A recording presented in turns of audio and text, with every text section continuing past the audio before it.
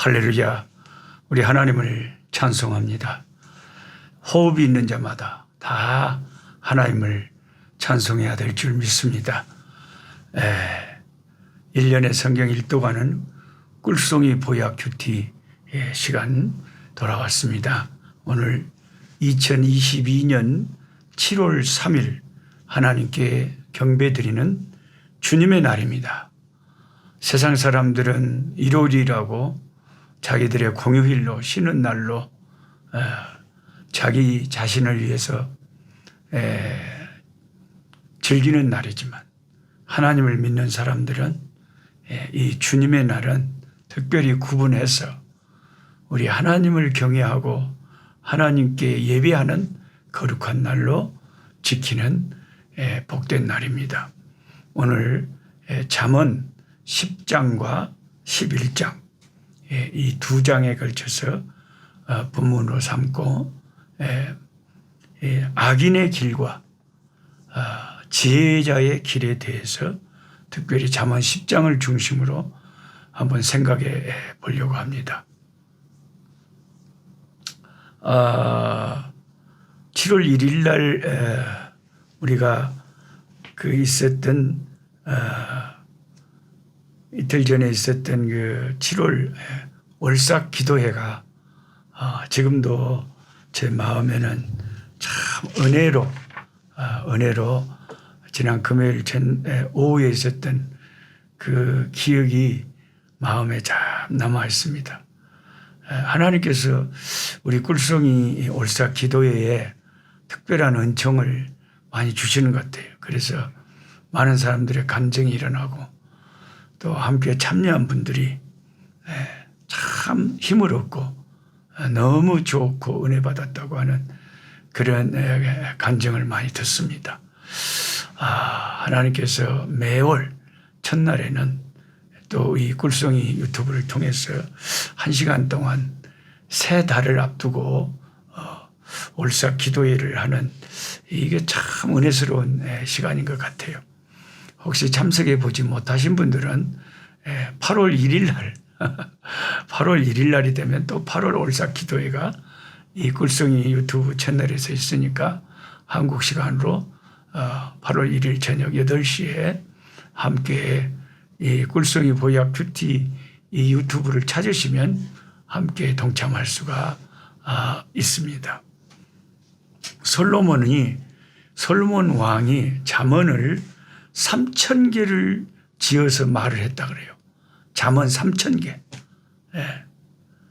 교회를 오래 다닌 사람한테도 솔로몬 왕이 잠언 몇 개 지었어요? 그걸 갑자기 물어보면 늘 교회를 다니니까 알 것 같아도 막상 말씀을 물어보면 확실하게 모르는 사람들이 아주 그냥 수두룩박죽합니다. 그러니까 여러분 성경을 말씀을 설교를 늘 드려야 되고 또 내가 말씀을 늘 읽어야 되고 큐티를 해야 되고 묵상을 해야 되고 내 삶에 적용을 해야 되고 또 말씀을 암송을 해야 되고 노트에 쓰기도 해야 되고 다양하게 해야 됩니다만은 말씀을 배우기도 해야 됩니다. 공부도 해야 됩니다. 주석책도 봐야 됩니다. 그래서 자꾸 매일매일 말씀을 가까이 하고 공부하고 묵상하고 말씀대로 순종하려고 애쓰면 우리 신앙에 확실한 유익이 있어요. 말씀은 우리에게 많은 유익이 있습니다. 물가에 심은 나무와 같다 그랬잖아요. 그래서 솔로몬이 잠언 몇 개를 지었죠? 이렇게 물어보면 바로 우리가 대답에 나와야 돼요. 3,000개를 지었다. 3,000개. 여기도 좋잖아요. 3,000개. 잠언을. 특별한 그런 은혜로운 말을 3,000개를 지어서 사람들에게 알려줬고요. 노래는 몇 개를 지었냐? 노래. 우리가 작사, 작곡자가 많잖아요. 근데 솔로몬이 지은 노래가 몇 개냐? 이게 1,005개를 지었다. 이렇게 되어 있습니다. 이게 성경의 열왕기상 4장 32절에 적혀 있어요. 여러분이 찾아보시면 압니다. 열왕기상 4장 32절에 이 솔로몬 왕이 잠언 3,000개를 지었고 노래를 1,005개나 지었어요. 근데 솔로몬의 노래는 시편에는 몇 개 안 나오지만 그런 아름다운 시편들을 솔로몬이 1005개를 지었고 잠언을 3000개를 지었다.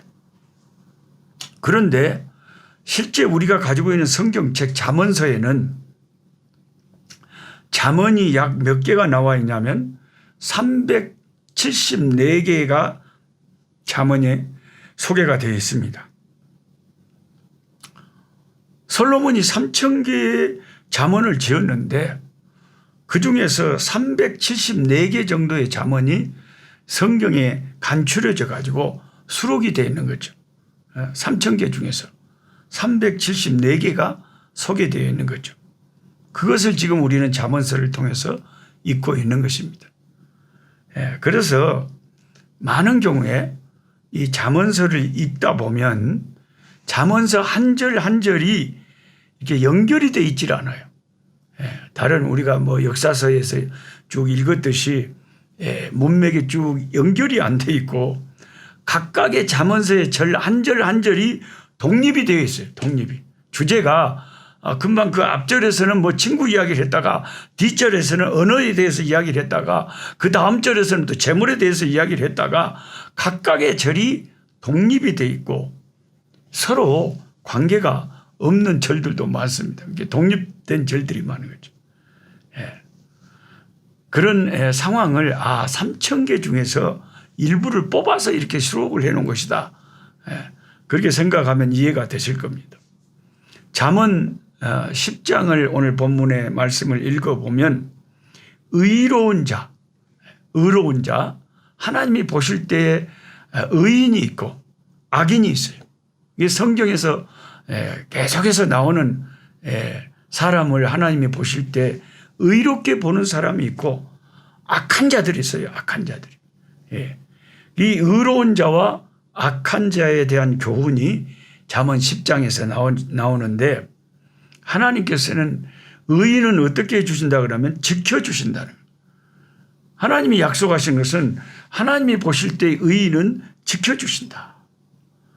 근데 어떤 분은 이 성경을 보고 시험 들 수도 있어요. 오마 목사님, 근데요 성경에는 그렇게 찰떡같이 하나님이 의인을 지켜준다고 약속을 해놓고 막상 현실을 보십시오. 막상 역사를 보십시오. 보면 성경의 약속대로 안 되는 경우도 영 많습니다. 그건 어떻게 된 겁니까?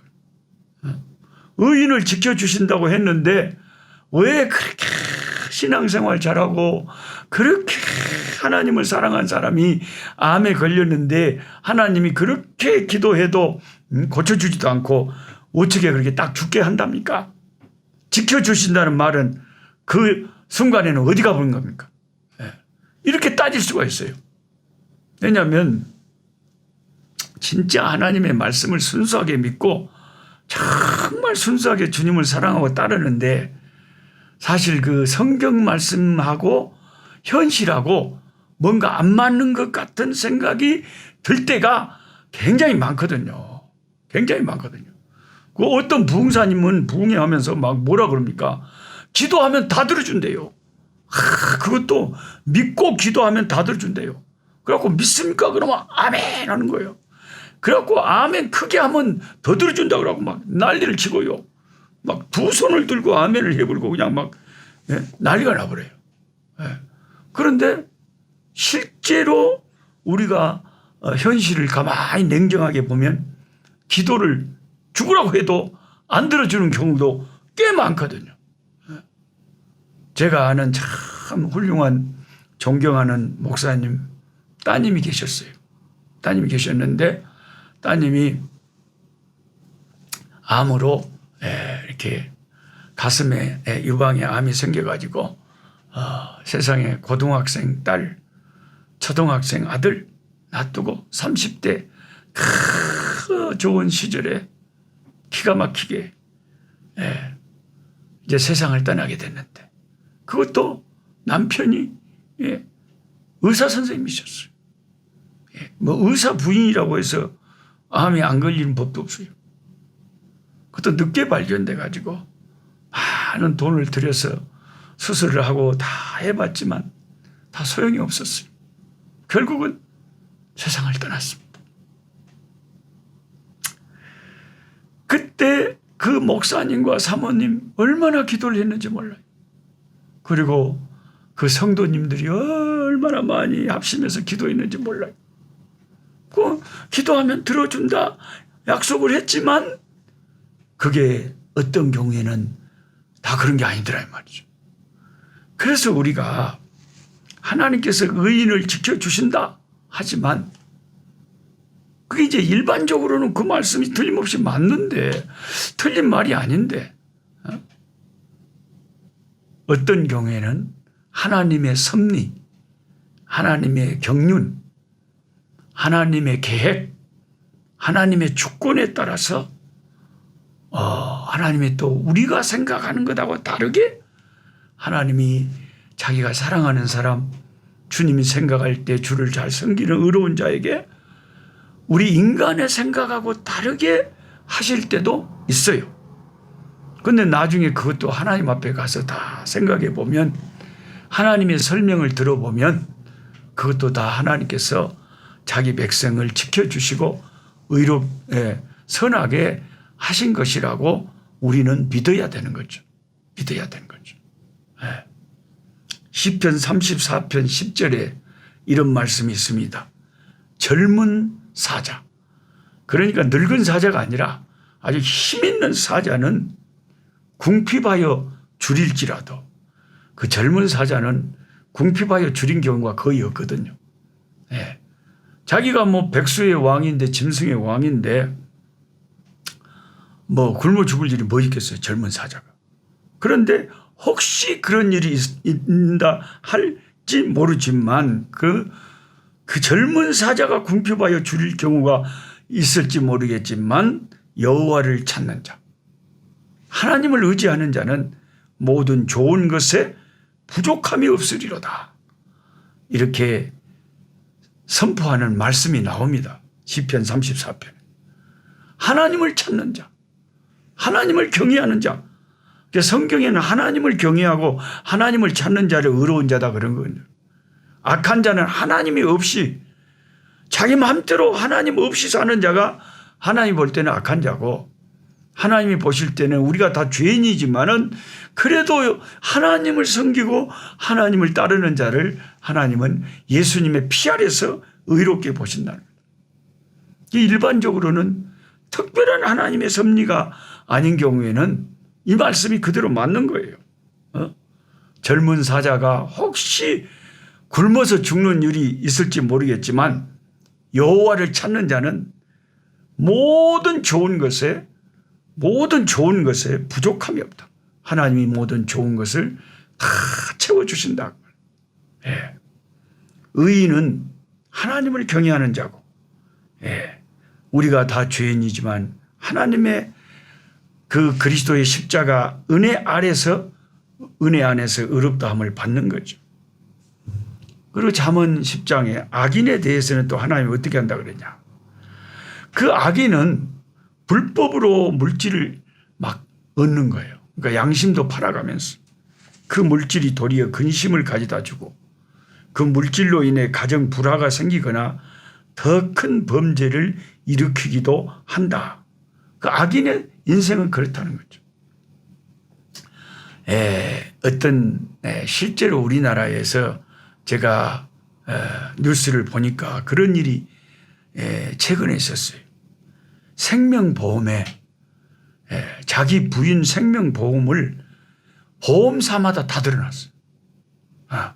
그래가지고 열 몇 군데 보험에 자기 부인 생명보험을 들었고 근데 그 부인이 임신을 했어요.